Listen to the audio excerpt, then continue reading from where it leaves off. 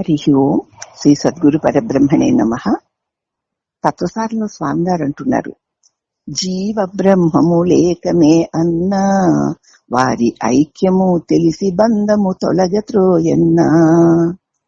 పొట్టు ఉండిన వడ్ల గింజ, పొట్టు ఊడిన బియ్యమేనో. పాశబద్ధుడు జీవుడగునో, పాశముక్తుడు పరమశివుడేరా. తత్వసారము తెలుసుకోరన్నా, సద్గురుని చెంత నిజముగనుగొని లాభముందన్నా. ఇప్పుడు ఈ దేహంలో ఉన్న నేను జీవుడును అనుకుంటున్నాను, దేహంలో ఉన్నాను, ఉండి జీవుడును అనుకుంటున్నాను. మోహంతో దేహంలో ఉండి కూడా దేహమే నేను అని కూడా భ్రమపడుతున్నాను. దేహమే నేను అనుకునే భావనే ఈ జీవుడికి బంధం అవుతోంది. దేహంలో ఉండి దేహమే నేను అనుకున్న వాడిని జీవుడు అంటారు. కానీ ఈ జీవుడి యొక్క నిజస్వరూపము తెలుసుకుంటే ఈ జీవుడికి ఆధారమైన బ్రహ్మము జీవుడు ఒక్కటే అని నువ్వు తెలుసుకోగలుగుతావు.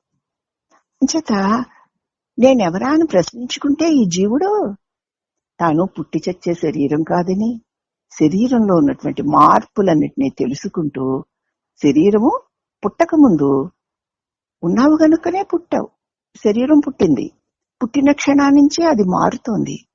మారుతున్న దేహంలో అనేక మార్పులు, సుఖ దుఃఖాది అనుభవాలు కలుగుతూనే ఉన్నాయి.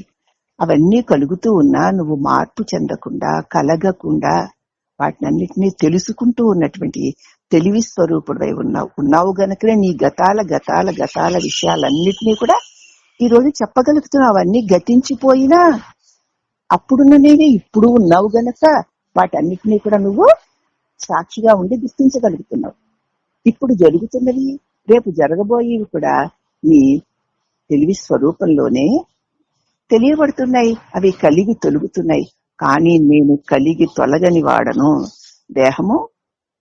దేహంలోని మార్పులు, జగత్తులోని మార్పుల్ని తెలుసుకుంటూ అవి కలిగి తొలుగుతోన్న కలగని చిస్వరూపాన్ని నేను అని తెలుసుకుంటే ఈ జీవుడే ఆ బ్రహ్మము, శాశ్వతమైన బ్రహ్మము. వారిద్దరూ ఏకమేనాయనా. అటువంటి ఐక్యతను తెలుసుకుంటే బంధం తొలగిపోతుంది. నేను దేహమందు ఉన్నటువంటి వాడనే గాని దేహము నేను కాను. దేహము కలిగి తొలుగుతున్నా నేను కలిగి తొలగని శాశ్వత పరబ్రహ్మమునే అని తెలుసుకున్న వాడికి ఐక్యం తెలుస్తుంది. పొట్టుందని దాన్ని ఏమంటాం? వడ్ల గింజ అంటాం. ఆ పొట్టు ఊడిపోతే బియ్యపు గింజ. పొట్టు ఉన్నటువంటి గింజే నాటితే మళ్ళీ మొలుస్తుంది. అది మళ్ళీ అనేక వడ్ల గింజల్ని పెడుతుంది. పొట్టు తీసేస్తే ఆ బియ్యపు గింజ మళ్ళీ మొలుస్తుందా? మళ్ళీ కొత్త వడ్ల గింజల్ని పెట్టగలుగుతుందా? అంచేత ఈ పొట్టు దేహము నేనన్న భ్రాంతి పొట్టు.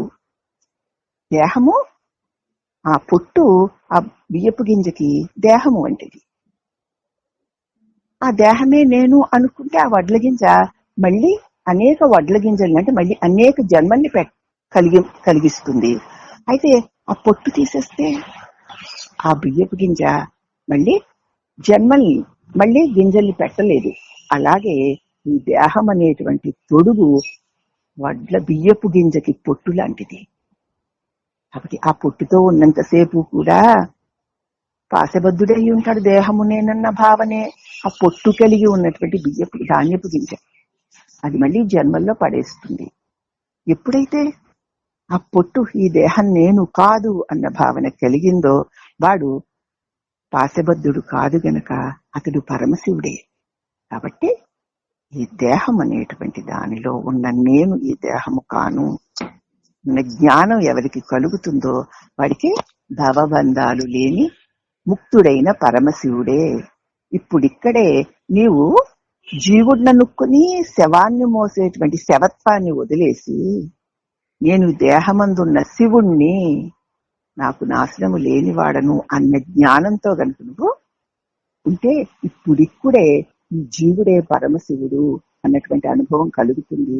అటువంటి దివ్య అనుభవం ఈ అందరికీ కలగాలి అని మనందరినీ ఆశీర్వదిస్తూ ఈ సద్గురు వరేణ్య అయినటువంటి శ్రీ విద్యాప్రకాశానంద స్వామి గారు ఈ వడ్ల గింజ బియ్యపు గింజ అనేటువంటి తేలికైన సామ్యంతో మనకి చక్కటి ప్రబోధన అందించారు శ్రీ సద్గురు పరమాత్మకి అనేక అనేక నమస్సుమాంజలుడు. హరి ఓం నమః.